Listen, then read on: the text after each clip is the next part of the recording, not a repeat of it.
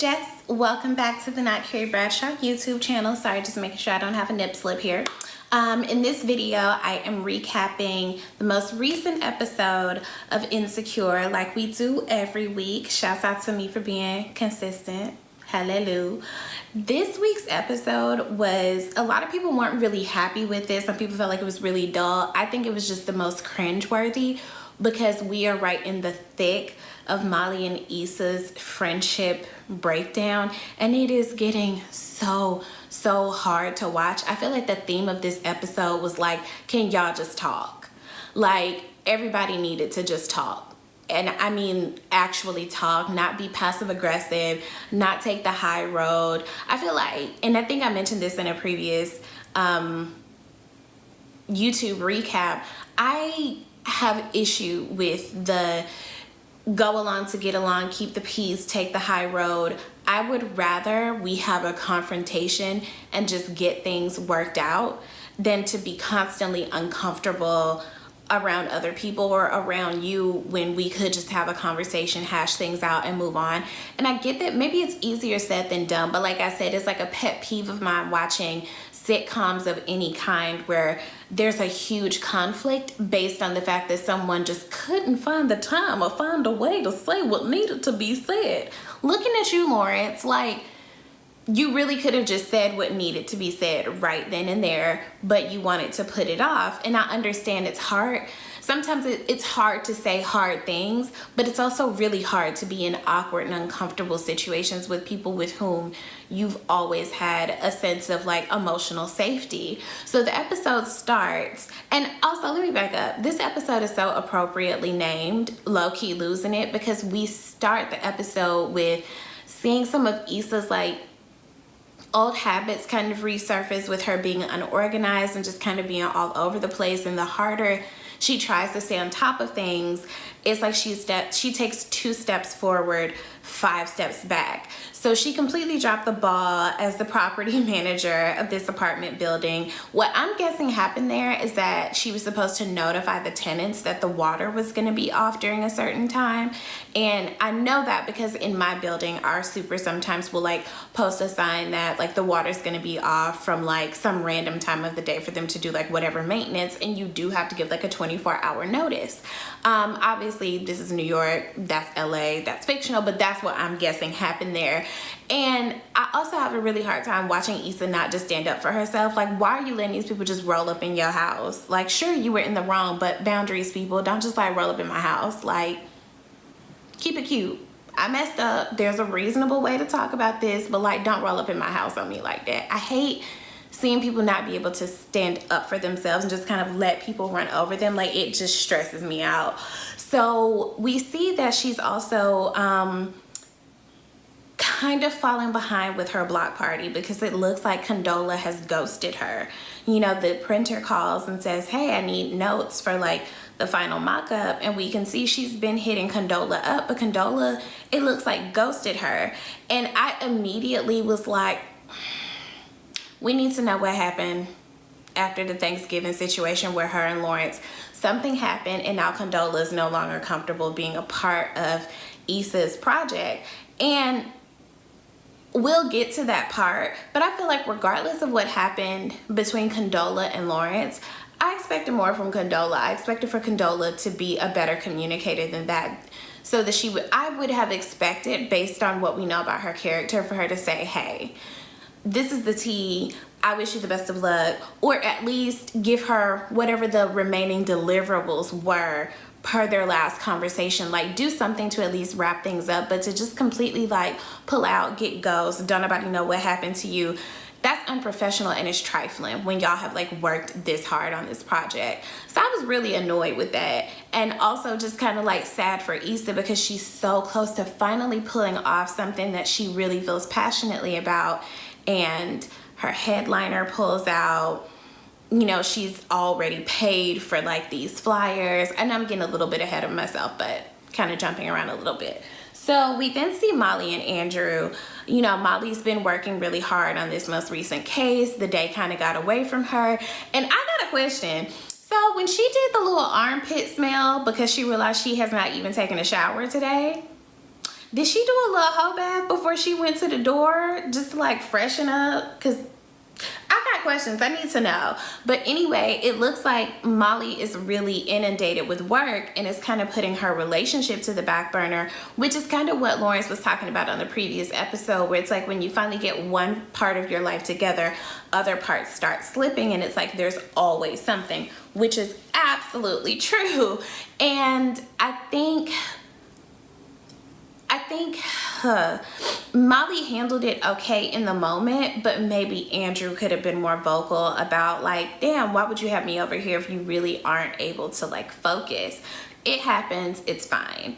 What happened next? Oh, I was also really happy to see that it looks like Molly is back in good graces with the women at her office, because when last we left off, she kind of shitted on them a little bit in favor of being cool with the guy. So I was really happy to see that they seem to have some manner of camaraderie back. So again, it looks like her work life is getting more on track, but now she's kind of dropping the ball with Andrew. And I'm all for, like, in some situations, work comes first, but when you prioritize like being in a relationship with someone so much, you have to really consider whether or not you can be as present for them as you want them to be for you. And I think sometimes we can be really focused on like what we can get out of a relationship as opposed to what we can put into it. And I think that's kind of what Molly is doing. So we fast forward to all of the friends kind of coming together at Tiffany's house because she's finally had this baby. And I was really happy to see them kind of form like a little village around her to like help her get her house clean and, you know, be the friends that they have not always seemed to really be, in my opinion. They don't seem like a really supportive group. It just seems like a lot of underhanded comments and shade and reluctant support. So I was actually really happy to see them rally around her, you know, help her clean up her place and, you know, have the talks about motherhood, whatever. But even before we got there, the whole scene between Issa backing into the parking spot and Molly trying to pull into it, I don't know if they did this intentionally, but that was, to me, a callback to a Seinfeld episode where that happened. And it was like a day-long conversation about like whose spot it was. Like, if a person is backing up, can someone pull in behind them? I don't even remember what the resolution was, but I was really, really annoyed that Issa even gave in to letting Molly have the spot.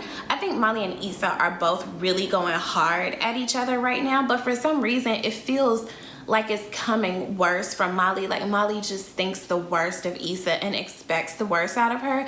And I kind of hate that Issa gave in and like let Molly have the parking spot.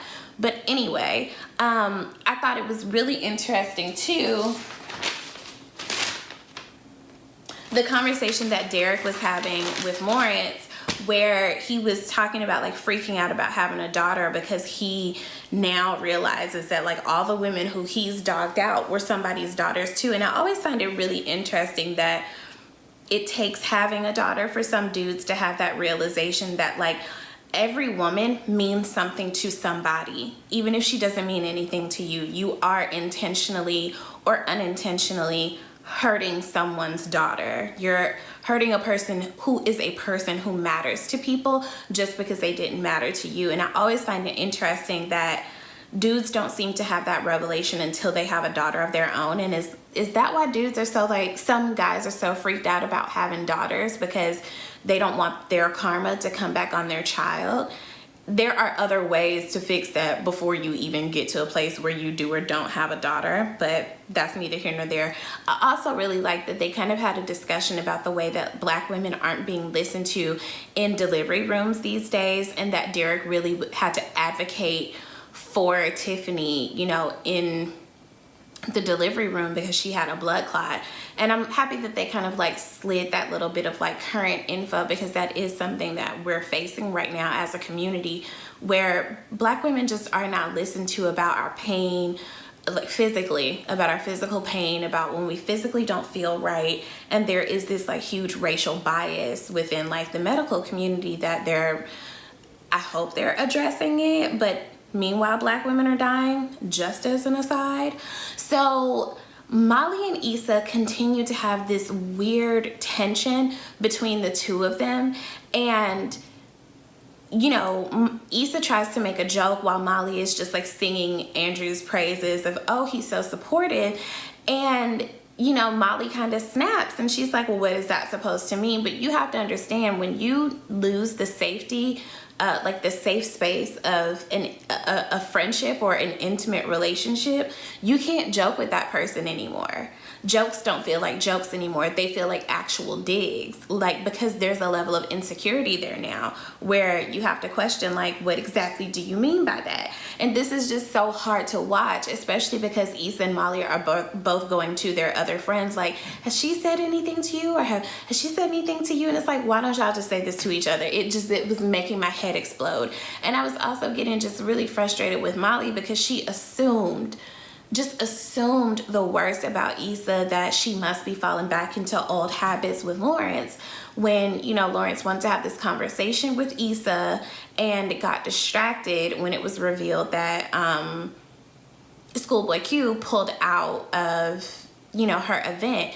Low key, I'm starting to wonder if Condola had something to do with it, because we see later on in the episode that there was a contract, that payments were made on time.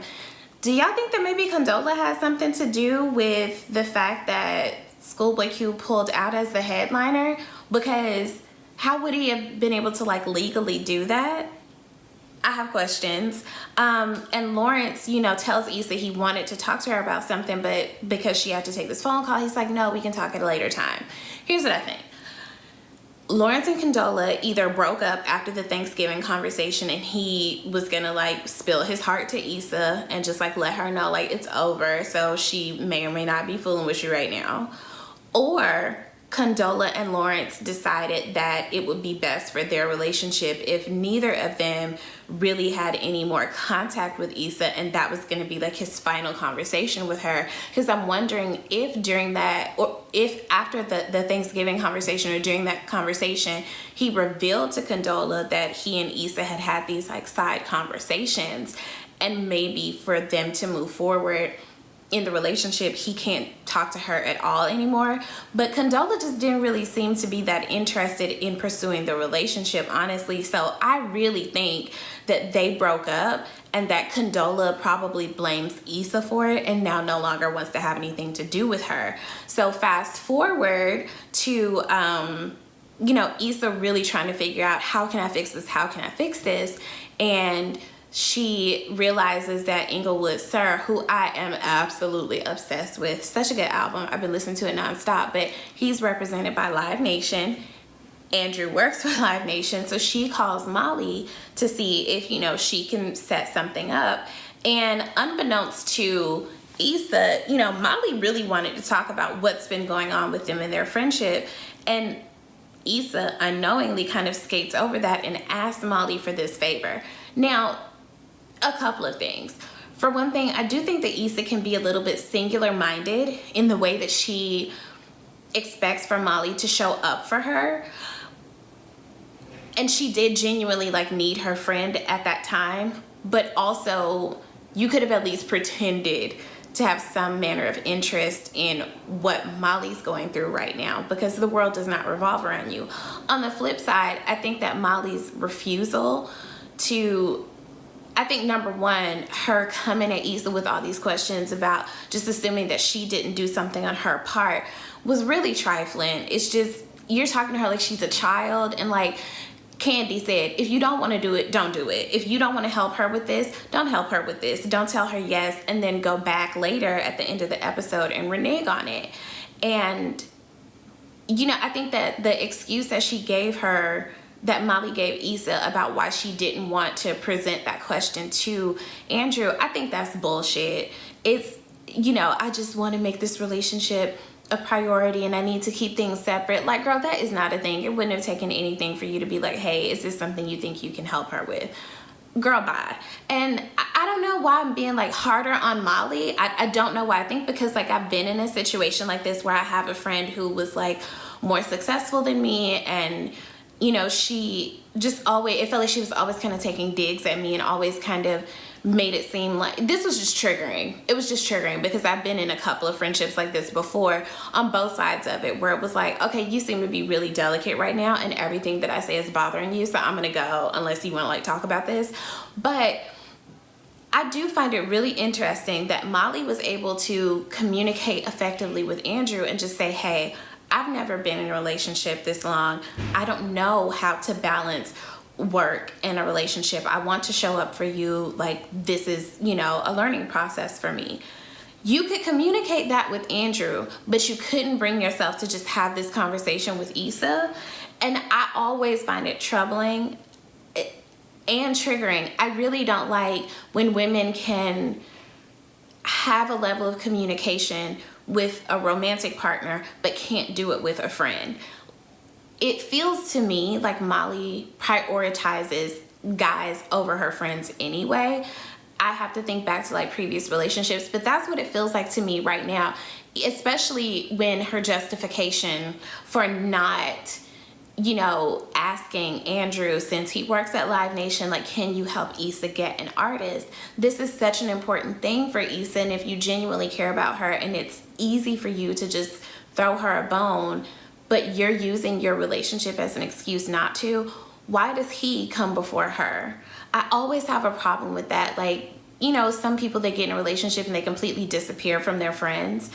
And then if something happens, they come running back to their friend. I really, really hate that. And Molly gives me like that kind of energy. All in all, this was a super stressful episode. Some people felt like it was dry. I didn't mind it. I think it laid a lot of groundwork for what we're going to see in the next episode. I am incredibly frustrated that nobody knows how to talk to anybody. Even Kelly and Tiffany were just like, why don't y'all just talk? And those two just never even seem to care or know what the hell is going on. So this episode was stressful. Maybe this can be a lesson to the rest of us. Like, if something needs to be said, just say it and move on with your day. Anyway, let me know what you guys think. Like, comment, subscribe, drop down in the comments. Let me know what you guys thought about this episode. And I will see you guys next week. So thanks for tuning in. Bye.